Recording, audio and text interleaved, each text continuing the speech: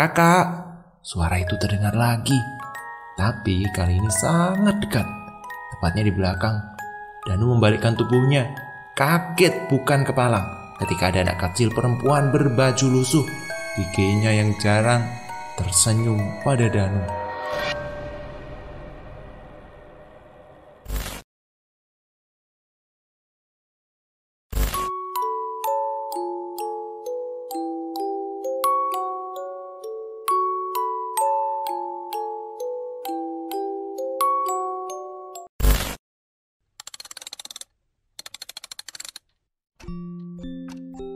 Tersesat di Desa Santet.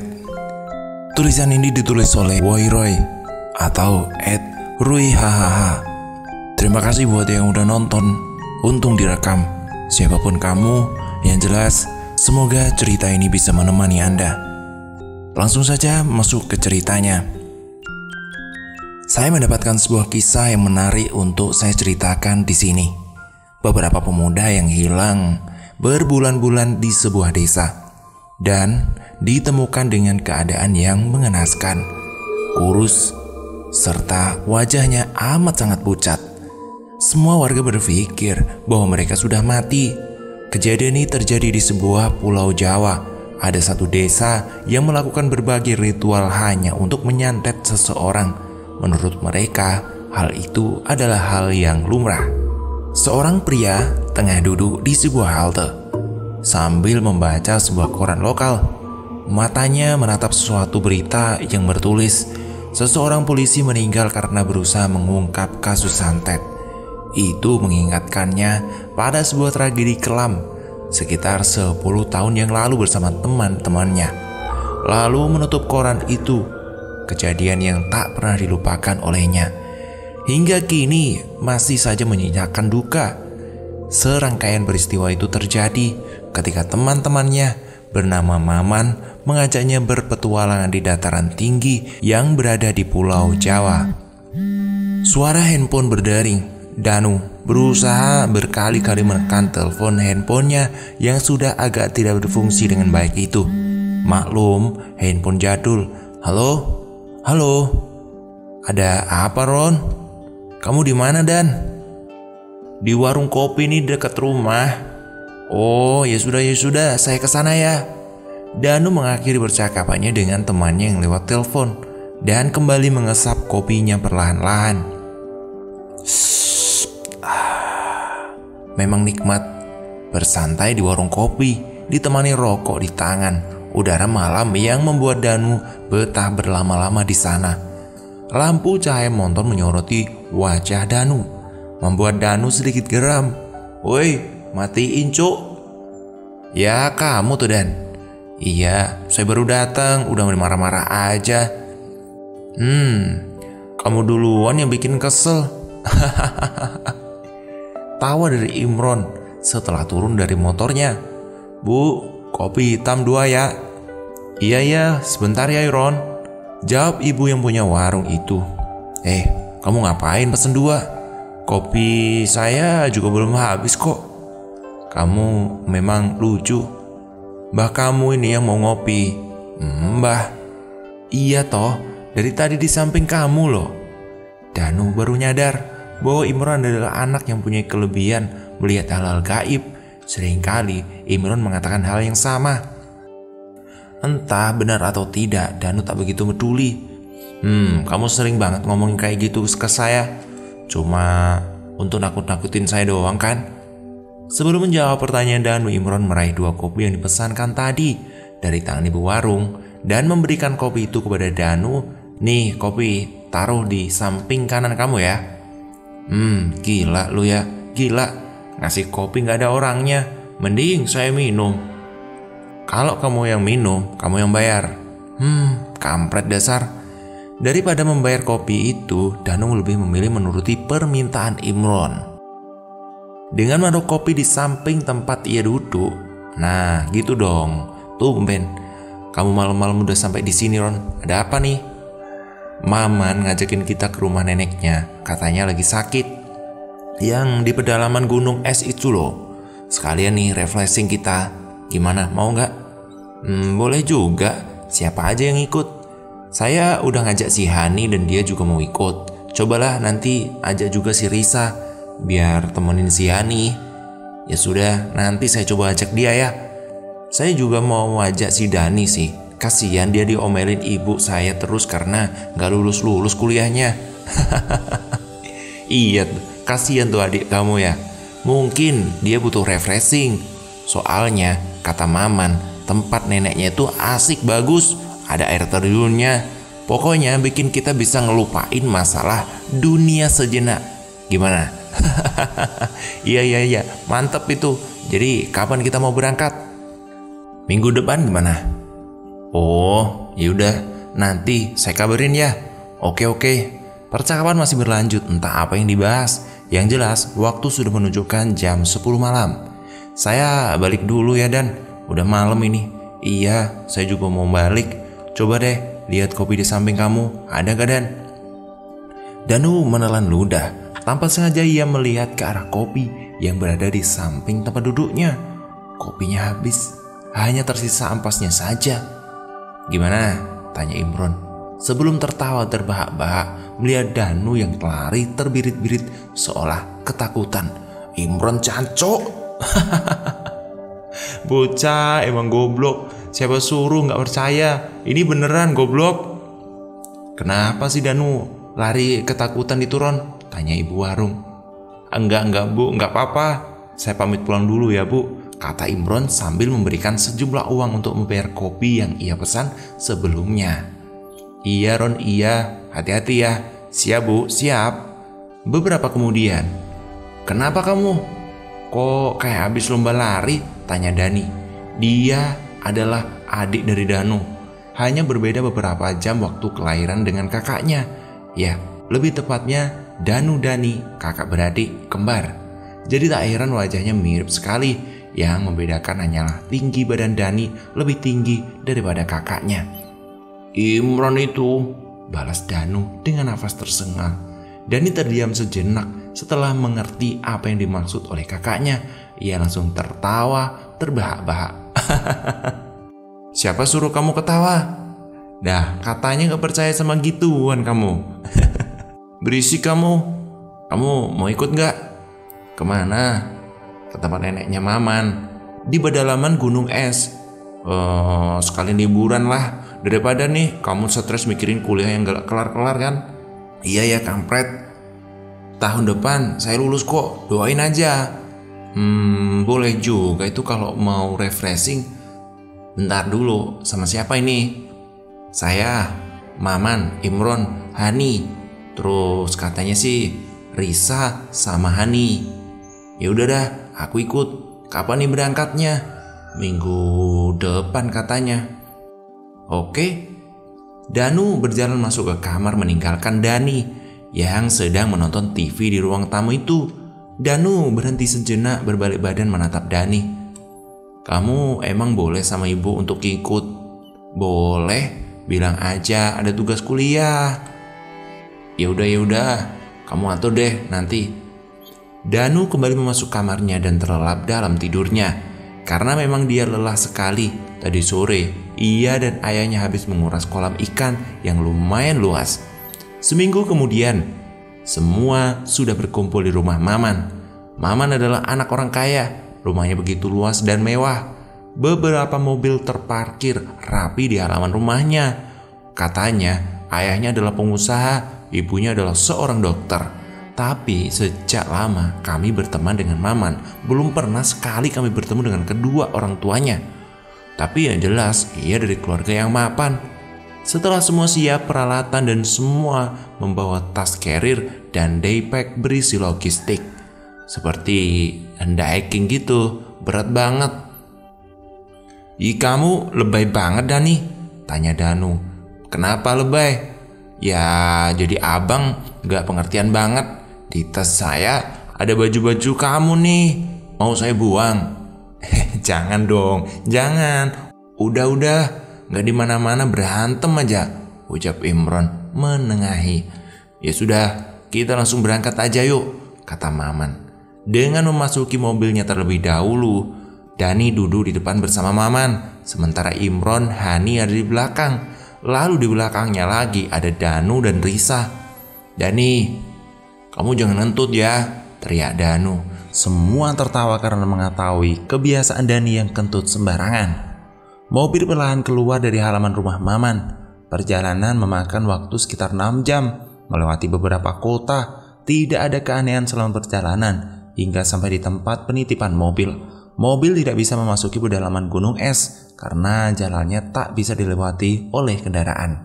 Hanya bisa berjalan kaki. Menurut Maman, rumah neneknya ini dari tempat penitipan mobil ini cukup jauh. Lagian ya Man, kalau memang kamu ini orang kaya, kenapa nggak dibeliin rumah di kota sih untuk nenek dan kakekmu? Jadi kalau mau jenguk nggak perlu capek-capek kayak gini. "Iya bener Man, kenapa nggak gitu aja?" kata Danu membenarkan perkataan Dani. "Udah pernah saya beliin rumah di sekitar sini, tapi dianya nggak mau. Katanya dia cuma pengen jauh dari riuhnya suasana." "Emang ya, kamu nih nggak takut nenek lu dimakan sama binatang buas, hah? Karena dia kan sendirian di sana.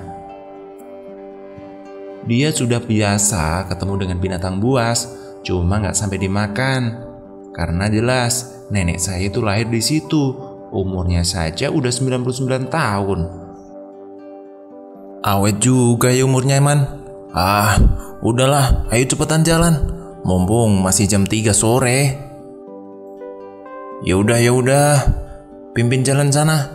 Kita kan nggak tahu jalannya mana. Kesini aja baru pertama kali." Maman mengangguk, menyadari karena dia berada di paling belakang.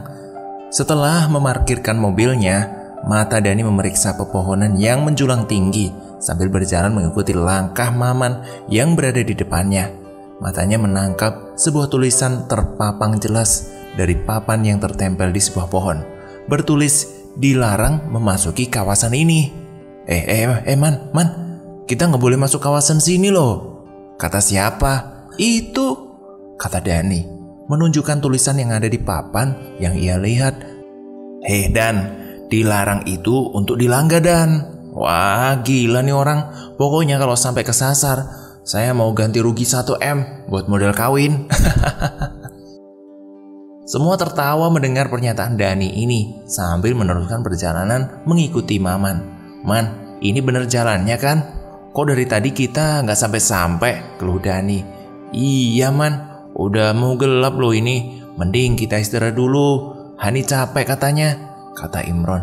Ya sudah, kita istirahat aja dulu. Lokasinya emang sedikit jauh, tapi saya tahu kok jalannya." Akhirnya mereka memutuskan untuk beristirahat sejenak di bawah rerumpunan pepohonan. Mereka menghirup suasana di sana dengan canda dan juga bertukar cerita. Hingga maghrib tiba, ada sesuatu kejanggalan yang Danu rasakan. Cuk, kalian denger nggak?" "Apa?" tanya Dani.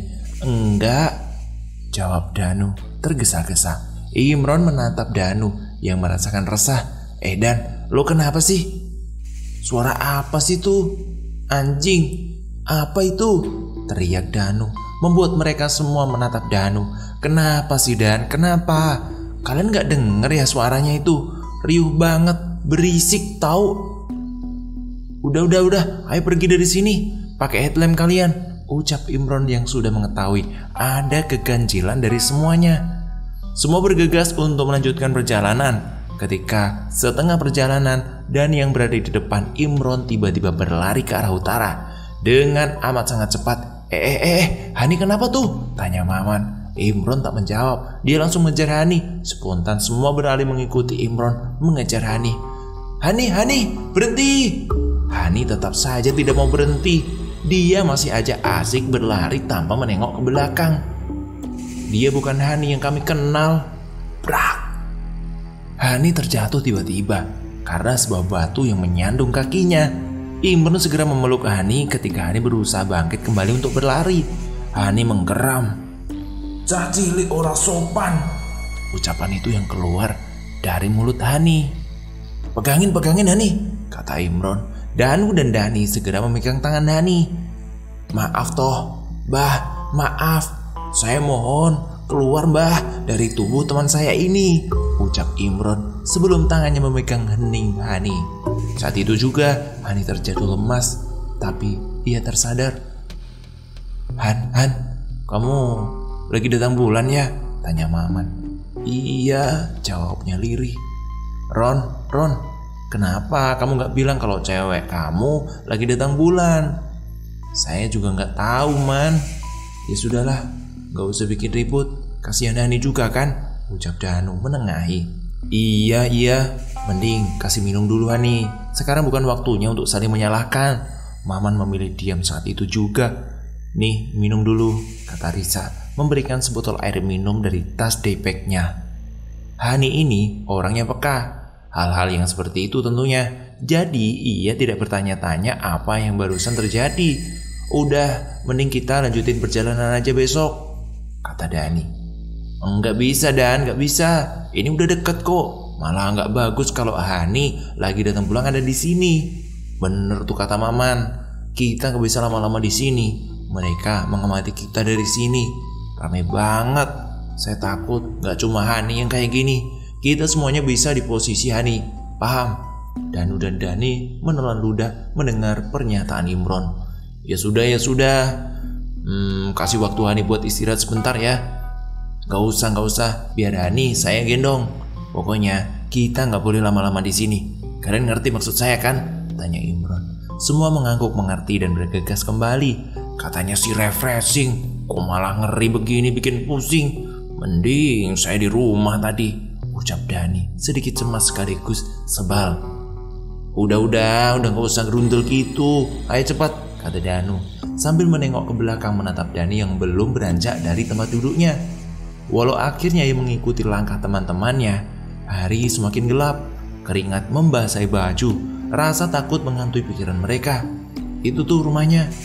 Ada rasa lega saat itu ketika Maman mengatakan itu. Memang terlihat satu cahaya yang tak begitu terang dari kejauhan, tapi itu menjadikan harapan buat mereka bahwa malam yang penuh dengan ketakutan sudah berakhir. Dan kami sudah berada di depan rumah nenek Maman. Rumahnya luas juga ya Man? Jelas lah, kan saya yang renovasi rumahnya, disuruh ibu saya. Jadi gak usah takut nyasar kan? Karena saya udah berkali-kali kesini. Ya sudah, ayo masuk. Dani kaget ketika pintu itu dibuka. Ada seorang nenek tua dengan rambut penuh dengan uban, tapi panjangnya semata kaki, sedang berdiri tepat di depan pintu itu, seperti menunggu kedatangan kami. Sugeng Rawuh, selamat datang, ucap nenek itu. Maman menyala neneknya, diikuti kami yang bergantian mencium tangannya. Nenek saya ini gak bisa ngomong bahasa Indonesia, jadi kalau ketemu orang kayak kita, dia lebih diem atau mungkin mengucapkan bahasa Jawa. Oh gitu ya Man, gak apa-apa kok, kita juga ngerti, kata Danu sambil menatap neneknya Maman.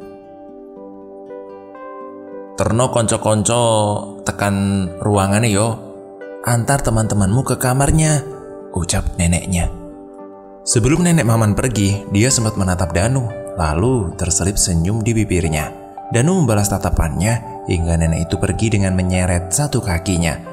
Udah, ayo pergi, biar bisa cepat istirahat, kata Maman.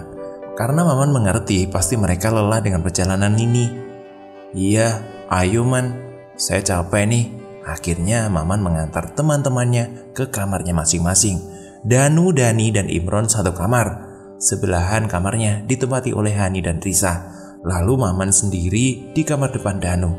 Sekitar pukul jam 9 malam, tepatnya terdengar suara ketukan pintu dari kamarnya Danu. Siapa itu?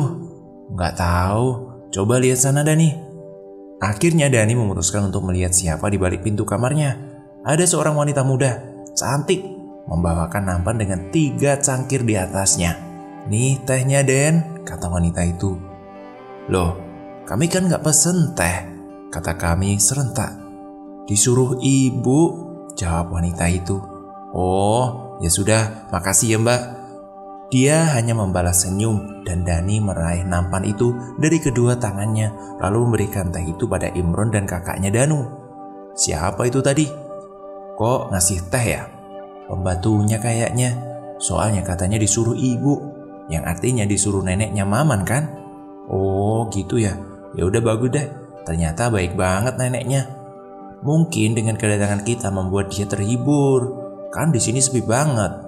Iya, bisa jadi sih. Ya sudah kalau gitu, saya mau tidur dulu ya, ngantuk. Pagi hari tiba, semua berkumpul di ruang makan untuk sarapan pagi, kecuali nenek Maman. Nenek, kemana man? Kok nggak ikutan makan? Mungkin masih tidur. Mereka menyantap hidangan lauk pauk di atas meja itu. Hingga Dani teringat wanita yang memberikan teh semalam.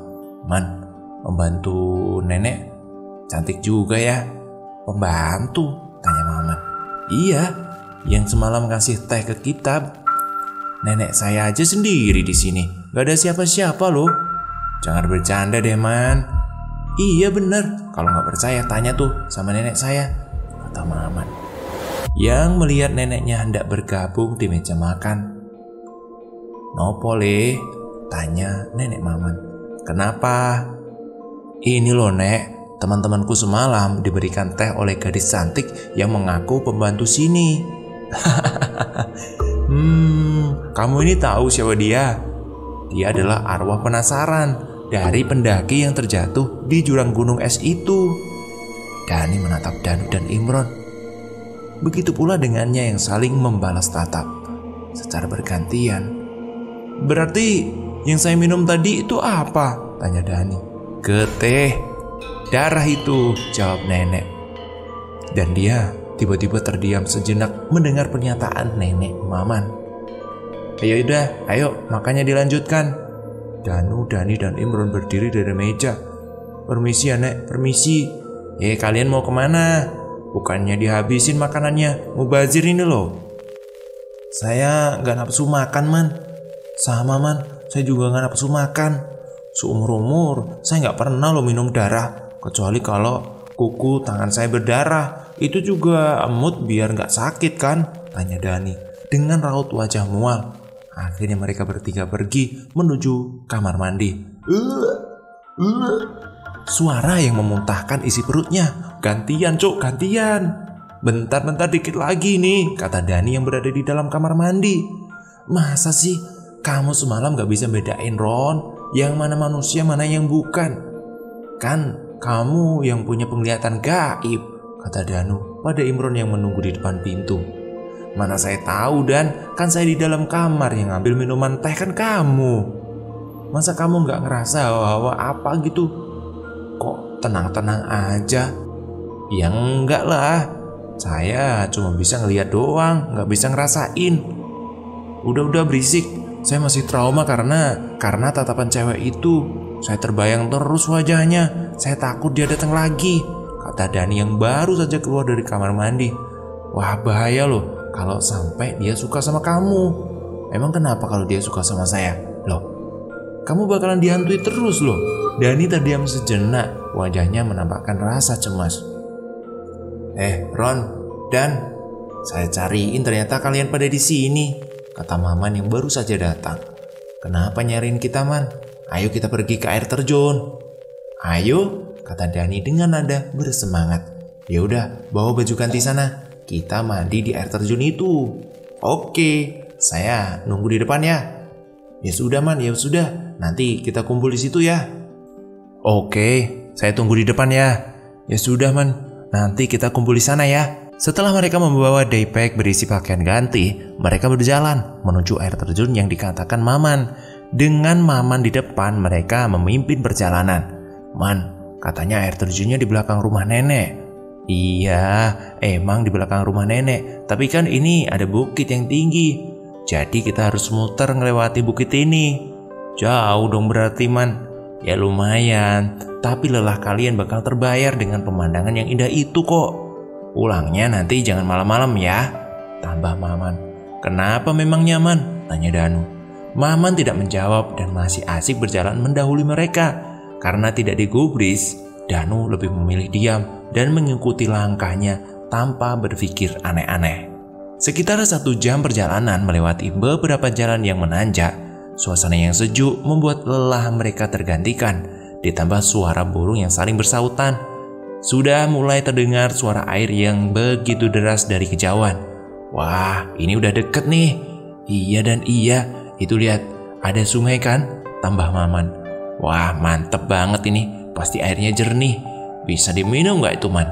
Bisa lah, karena air di pegunungan kayak gini, kayak di iklan Aqua itu, Dan. Seger banget ya airnya. Kata Dani yang sudah berada di depan sungai yang tak jauh dari teman-temannya. Tuh air terjunnya, ucap Maman dengan jari menunjuk ke arah barat. Terlihat sebuah air terjun. Airnya jatuh begitu deras pada sungai yang mengalir di bawahnya. Surga dunia ini, Cok. Semua terkagum karena melihat keindahan alam yang luar biasa ini. Hari sudah petang, tapi mereka masih asik bermain di air. Cok, udah sore nih. Balik yuk, kata Imron. Ya sudah, ganti baju sana, ucap Danu. Di balik sebuah batu, Danu mengganti baju. Kakak, Danu tersentak kaget dengan apa yang didengar barusan. Mungkin hanya berhalusinasi. Danu kembali memakai pakaiannya. Kakak, suara itu terdengar lagi. Tapi kali ini sangat dekat. Tepatnya di belakang. Danu membalikkan tubuhnya. Kaget bukan kepalang ketika ada anak kecil perempuan berbaju lusuh. Giginya yang jarang tersenyum pada Danu. Ada apa, Dek? Anterin aku pulang ya, Kak. Aku habis main petak umpet sama teman-temanku. Lalu aku tersasar sampai di sini. Lah, emang rumahmu di mana, Dek? Di sana, Kak, ucap anak perempuan itu dengan jari menunjuk ke arah utara. Ya sudah, kakak antar ya. Dia hanya membalas senyum. Akhirnya Danu berjalan menggandeng anak kecil itu, berjalan ke arah utara. Saat sedang asik mengobrol dengan anak kecil itu, tiba-tiba Danu mendengar suara desahan perempuan di balik batu dan rumput ilalang. Danu yang penasaran segera menghampiri. Kebetulan posisi Danu dan batu besar itu tak terlalu jauh. Danu mengeram kesal dengan apa yang dia lihat. Wah, gila lu, Man. Gak nyangka saya, bejat juga ini.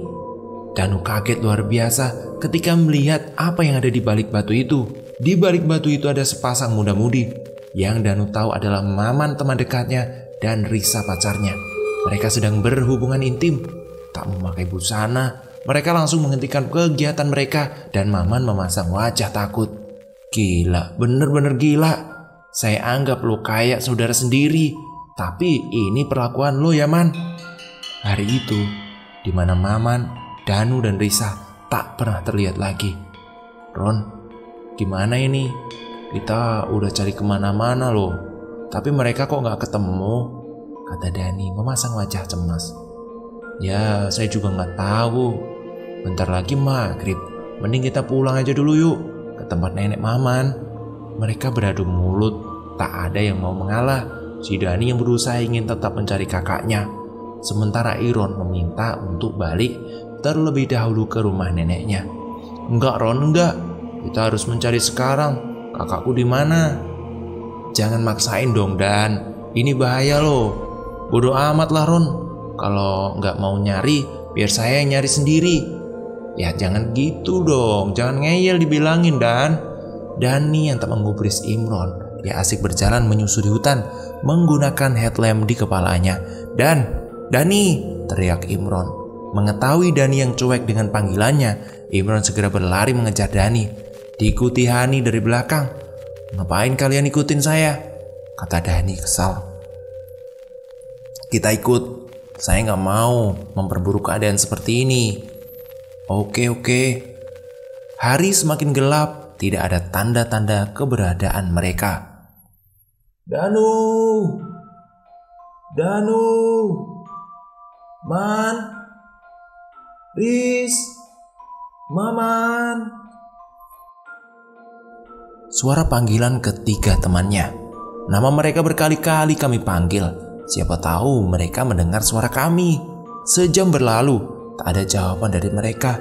Dan kita istirahat dulu ya. Kasihan tuh Hani. Ya sudah, iya. Saya juga capek. Mereka bertiga memutuskan untuk bersandar pada pohon beringin. Udah, kita ke rumah nenek aja dulu. Besok pagi kita lanjutin pencarian. Dani yang keras kepala tetap pada tujuannya, yaitu mencari mereka hingga ketemu. Enggak, Ron, enggak. Feeling saya mereka sedang butuh bantuan kita. Dan kita nggak boleh gegabah. Kita harus. Belum sempat menuntaskan perkataannya, suara lain terdengar. Suara tawa dari Ron. Hani kesurupan, Ron. Kan udah saya bilang, kita pulang dulu aja. Suara tawa Hani berhenti dan berganti menjadi suara tangis. Tolong aku, Dan. Tolong aku. Suara itu membuat Iron dan Dani saling menatap. Risa, ucap Imron dan Dani bersamaan. Di mana, Riz? Di mana? Maman sama Danu di mana? Tanya Dani. Makhluk yang memasuki tubuh Hani tak menjawab. Ia malah ketawa cekikian berulang kali dan akhirnya ia berjalan pelan. Gimana ini, Ron? Tanya Dani yang melihat tubuh Hani digerakkan oleh makhluk halus. Ikutin saja, siapa tahu ini sebuah petunjuk, jawab Iron. Yakin? Ngikutin setan? Udah diem kamu. Imron dan Dani masih mengikuti Hani yang kadang tertawa dan kadang menangis. Agak sedikit ngeri dalam diri Dani sebenarnya, namun harus ia patahkan ketakutan itu demi kakaknya. Loh, kok ada desa, Ron? Bukannya rumah nenek Maman itu satu-satunya di sini? Saya juga belum tahu, Dan. Tahu ada desa di sini saya juga nggak tahu. Desa yang begitu sepi dan minim penerangan, tapi terlihat samar ada orang yang berada di desa itu, sedang duduk di masing-masing halaman rumahnya. Tuh, ada orang, Ron. Imron terdiam dan masih menatap orang yang tinggal di dalam desa itu. Saat hampir masuk ke dalam gerbang, Imron menarik tangan Hani dan Dani bersamaan. Kenapa, Ron? Ayo kita pergi dari sini, cepat. Seperti apa ceritanya? Kita lanjutin di part berikutnya ya. Terima kasih udah nonton sampai sekian lama. Jangan lupa ditonton video kita yang lain. Klik tombol subscribe dan jangan lupa ketik komentar. Terima kasih.